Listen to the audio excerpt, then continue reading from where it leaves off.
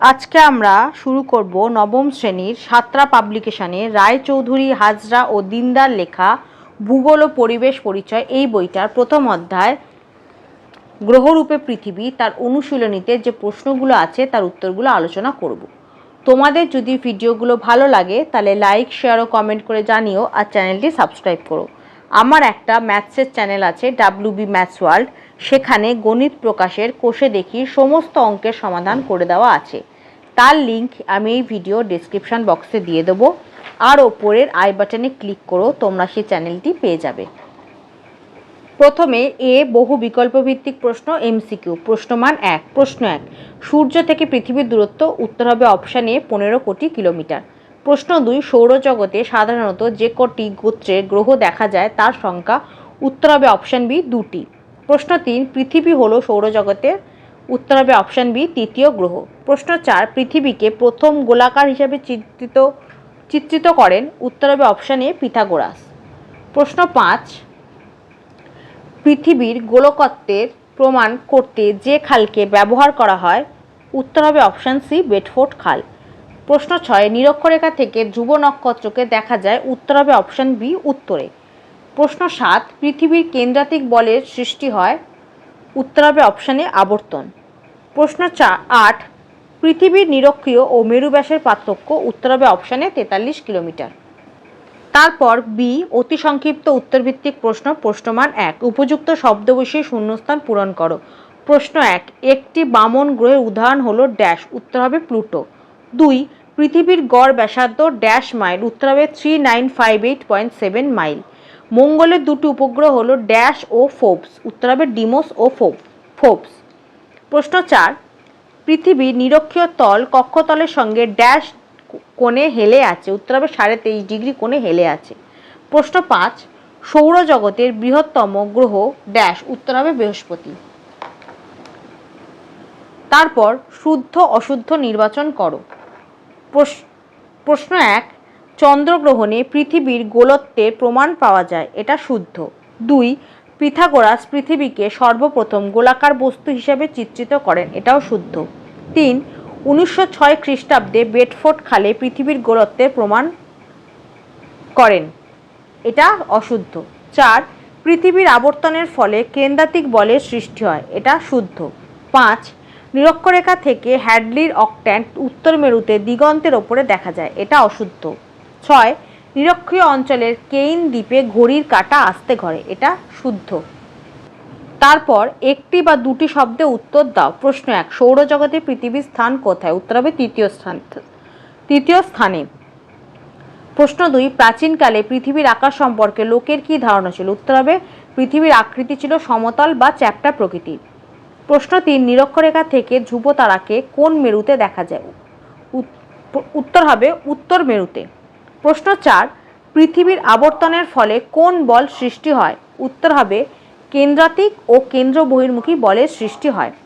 প্রশ্ন 5, পৃথিবীর চাপের দৈর্ঘ্য কোন দিক থেকে কোন দিকে কমে। উত্তর হবে পৃথিবীর চাপের দৈর্ঘ্য মেরু অঞ্চল থেকে নিরক্ষীয় অঞ্চলের দিকে কমে। প্রশ্ন 6, পৃথিবীর প্রকৃত আকৃতি কিরূপ। উত্তর হবে পৃথিবীর প্রকৃত আকৃতি জিওড, বা পৃথিবীর প্রকৃত আকৃতিকে বলে জিওড। পৃথিবীর আকৃতি পৃথিবীর মতোই, সেই জন্য একে বলে জিওড। তারপর বাম স্তম্ভের সঙ্গে ডান স্তম্ভ মেলাও। 1, পিথাগোরাস, এটা হবে অপশান ডি পৃথিবী গোল। 2, বৃত্তাকার, এটা হবে অপশান সি দিগন্ত রেখা। 3, ধ্রুব নক্ষত্র, এটা হবে অপশান বি সুমেরু। 4, জিওড, এটা হবে অপশান এ পৃথিবীর প্রকৃত আকার। তারপর শব্দছক সমাধান করো। কি বলেছে, ওপর নিচে মানে এইদিকে। 1 নম্বর কি বলেছে, ধ্রুবতারার সাহায্যে অক্ষাংশ নির্ণয় করা হয় যে গোলার্ধ। ধ্রুবতারার সাহায্যে অক্ষাংশ নির্ণয় করা হয় যে গোলার্ধ, তাহলে এটা উত্তর অক্ষাংশ ধ্রুবতারার সাহায্যে অক্ষাংশ নির্ণয় করা, তাহলে এটা হয়ে যাবে ওপর নিচে হয়ে যাবে উত্তর।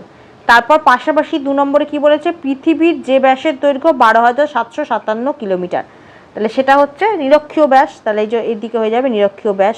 উত্তরের রটা আগেই লেখা হয়ে গেছে, বাকিটা লিখে দেবে নিরক্ষীয় ব্যাস, তাহলে এটা হবে ওপর নিচে হবে উত্তর, পাশাপাশিতে হবে নিরক্ষীয় ব্যাস।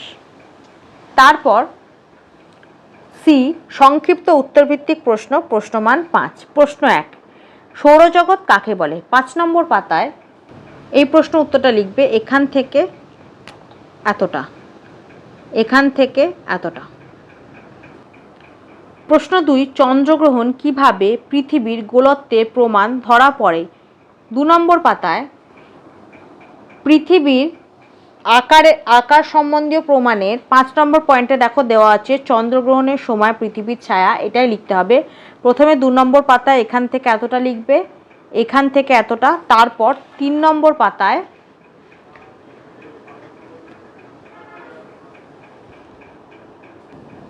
এখান থেকে এতটা, এখান থেকে এতটা। প্রশ্ন 3, পৃথিবীকে অভিগত গোলক বলে মনে হয় কেন? 3 নম্বর পাতায় প্রথমে লিখবে এখান থেকে এতটা, প্রথমে অভিগত গোলক কাকে বলে আর তারপর অভিগত গোলকের বৈশিষ্ট্য। তাহলে প্রথমে এখান থেকে এতটা লিখবে, তারপর লিখবে পৃথিবীর মধ্যে অভিগত গোলকের বৈশিষ্ট্যগুলি দেখা যায় বলে পৃথিবীকে অভিগত গোলক বলে মনে হয়। এখান থেকে এতটা লিখবে, তারপর লিখবে পৃথিবীর মধ্যে অভিগোলকের বৈশিষ্ট্যগুলি দেখা যায় বলে পৃথিবীকে অভিগত গোলক বলে মনে হয়। প্রশ্ন 4, প্লুটো কেন বামন গ্রহ? উত্তর, প্লুটো সৌরজগতের অন্যান্য গ্রহের মতো সূর্যকে প্রদক্ষিণ করলেও প্লুটোর আকার খুবই ছোট হওয়ার কারণে প্লুটোর কক্ষপথে কোনো মহাজাগতিক বস্তু এসে পড়লে তাকে সরাতে পারে না। এই কারণে প্লুটোকে আমরা বামন গ্রহ বলি। প্রশ্ন 5, পৃথিবী নক্ষত্র নয় কেন? উত্তর, নক্ষত্র আয়নীয় গ্যাস দিয়ে গঠিত এবং তার কেন্দ্রের পারমাণবিক বিক্রিয়ার মাধ্যমে আলো এবং তাপ বিকিরণ করে। নক্ষত্রের ভর আমাদের পৃথিবীর কয়েক লক্ষ গুণ বেশি হয়। অপরদিকে দেখা গেছে আমাদের পৃথিবীর নিজস্ব কোনো আলো ও তাপ নেই এবং নক্ষত্রের তুলনায় পৃথিবীর ভর অনেক কম, তাই পৃথিবী নক্ষত্র নয়। তারপর ডি, ব্যাখ্যামূলক উত্তরভিত্তিক প্রশ্ন, প্রশ্নমান 3। প্রশ্ন 1, জিপিএস এর প্রয়োজনীয়তা কি? 9 নম্বর পাতায় জিপিএস এর ব্যবহারগুলোই হবে জিপিএস এর প্রয়োজনীয়তা। 5টা ব্যবহার দেওয়া আছে, 5টাই লিখে দেবে। এখান থেকে এতটা। প্রথমে লিখবে জিপিএস এর প্রয়োজনীয়তাগুলি হলো বলে 1 নম্বর পয়েন্ট লিখবে 2, 3, 4, 5। এখান থেকে এতটা লিখে দেবে। প্রশ্ন 2, কুলীন গ্রহের সঙ্গে বামন গ্রহের পার্থক্য লেখো। এই যে কুলীন গ্রহ ও বামন গ্রহের পার্থক্য, 4টে পার্থক্য দেওয়া আছে, 4টে পার্থক্যই লিখে দেবে।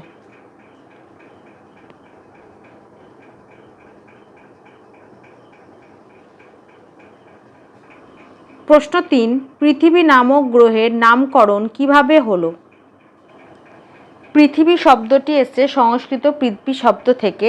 পৌরাণিক যুগে পৃথ্বী রাজ্যের রাজা ছিলেন পৃথু, তার নাম অনুসারেই পৃথিবীর নামকরণ হয়েছে, বা তার নাম অনুসারেই পৃথিবী গ্রহের নামকরণ হয়েছে। প্রশ্ন 4, মানুষের আবাসস্থল রূপে পৃথিবীর বর্ণনা দাও। 7 নম্বর পাতায় এই যে মানুষের আবাসস্থল রূপে পৃথিবী, এই প্রশ্নের উত্তরটা লিখবে এখান থেকে শুরু করে এত অবধি, এখান থেকে এতটা। 6টা পয়েন্ট আছে, 6টা পয়েন্টই লিখে দেবে। প্রথমে আদর্শ অবস্থান, তারপর বায়ুমণ্ডলের উপস্থিতি, তারপর জলচক্র, পৃথিবীর আবর্তন ও পরিক্রমণ গতি, আবহিক ঘটনাবলীর অস্তিত্ব, কাম্য আপেক্ষিক গুরুত্ব। এই 6টা পয়েন্টই লিখে দেবে। প্রশ্ন 5, গ্রহ ও নক্ষত্রের মধ্যে পার্থক্য কি কি? এই যে গ্রহ ও নক্ষত্রদের পার্থক্যগুলি লেখো। প্রথমে গ্রহ, তারপর নক্ষত্র। 4টে পয়েন্ট আছে, 4টে পয়েন্টই লিখে দেবে।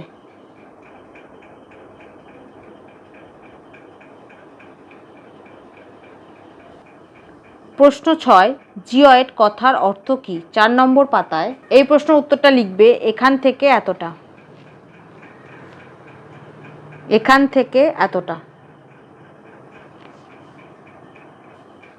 তারপর ই, রচনাধর্মী উত্তরভিত্তিক প্রশ্ন, প্রশ্নমান 5।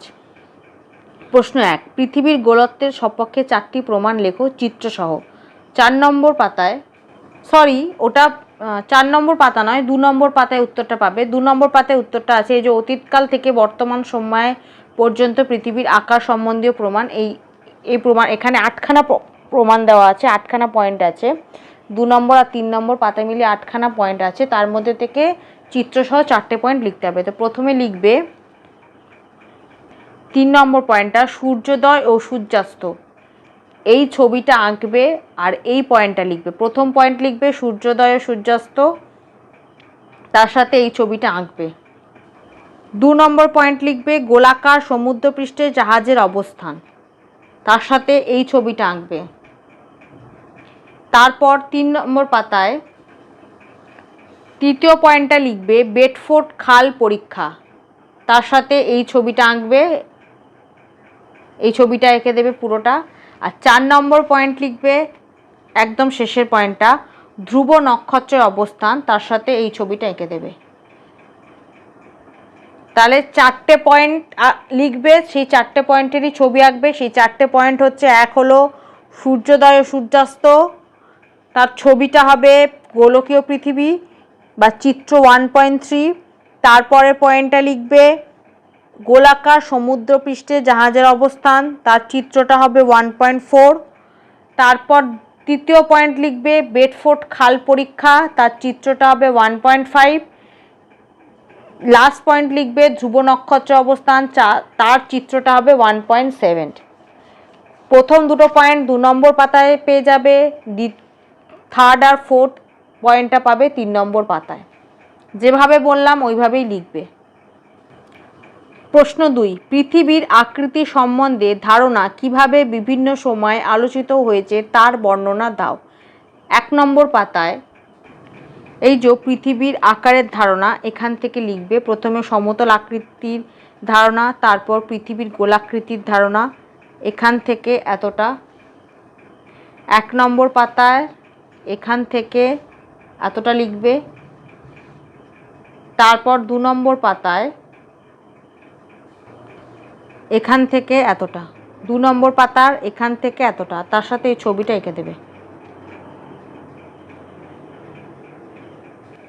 যখন এই পয়েন্টটা লিখবে সমতল আকৃতির ধারণা, তার সাথে এই ছবিটা আঁকবে। তারপর এইটা লিখবে পৃথিবীর গোলাকার আকৃতির ধারণা। তারপর 2 নম্বর পাতায় এটা 3 নম্বর ভারতীয় জ্যোতির্বিদদের ধারণা। তারপর লিখবে পৃথিবীর অভিগত গোলাকৃতির ধারণা, তার সাথে এই ছবিটা এঁকে দেবে। প্রশ্ন 3, সৌরজগতের অন্যান্য গ্রহের সঙ্গে পৃথিবীর তুলনা লেখো। 6 নম্বর পাতায় প্রথমে এখান থেকে এতটা লিখবে, এখান থেকে এতটা, তারপর এই 4টা করে দেবে। প্রধান আর কুলীন গ্রহগুলির তথ্য এই 4টা করে দেবে।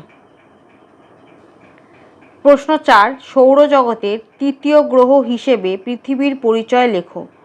6 নম্বর পাতায় এখান থেকে এতটা লিখবে, 6 নম্বর পাতায় এখান থেকে এতটা, তারপর 7 নম্বর পাতার এখান থেকে এতটা, এখান থেকে এতটা। প্রথমে ভূমিকা এটা লিখবে সৌরজগতে পৃথিবীর সক্রিয় অবস্থান, এখান থেকে এতটা। তারপর অন্যান্য গ্রহের সাপেক্ষে পৃথিবীর স্বতন্ত্রতা, তার 4টে পয়েন্ট আছে, 4টে পয়েন্টই লিখে দেবে। তাহলে 6 নম্বর পাতার এখান থেকে এতটা, তারপর 7 নম্বর পাতার এখান থেকে এতটা।